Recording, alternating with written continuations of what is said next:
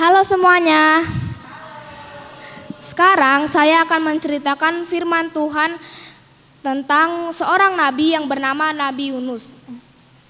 Pada suatu hari, seorang nabi yang bernama Nabi Yunus sedang tertidur lelap di rumahnya. Lalu Tuhan datang dan berkata kepada Nabi Yunus, "Yunus, bangunlah, pergilah ke kota Niniwe dan berikan peringatan kepada orang-orang yang tinggal di kota Niniwe tersebut." Lalu Yunus bersiap pergi ke kota Tarsis. Ia mau melarikan diri dari hadapan Tuhan. Ia menaiki sebuah kapal dan membayar biaya kapal tersebut. Lalu Yunus dan seluruh awak kapal tersebut yang ingin pergi ke kota Tarsis menaiki kapal tersebut.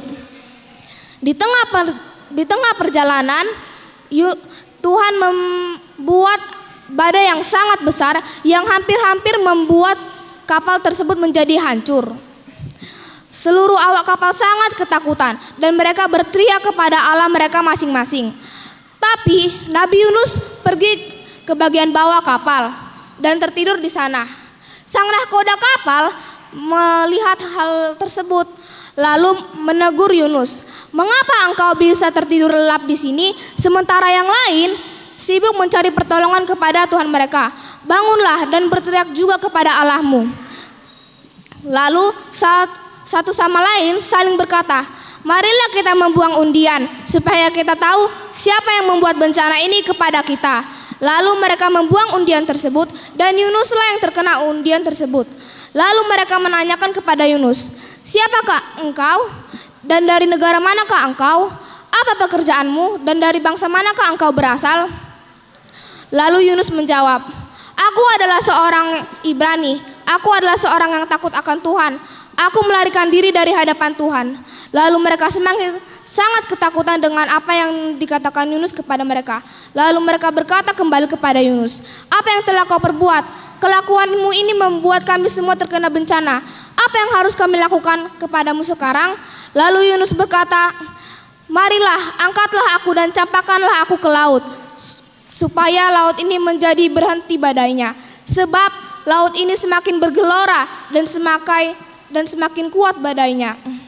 Lalu mereka berbondong-bondong dan mengangkat Nabi Yunus dan mencampakkan Nabi Yunus ke lautan. Lalu badai itu pun segera berhenti. Dan dengan cepat seekor yang sangat-sangat besar melahap Yunus hidup-hidup. Yunus berada di perut ikan selama 3 hari 3 malam.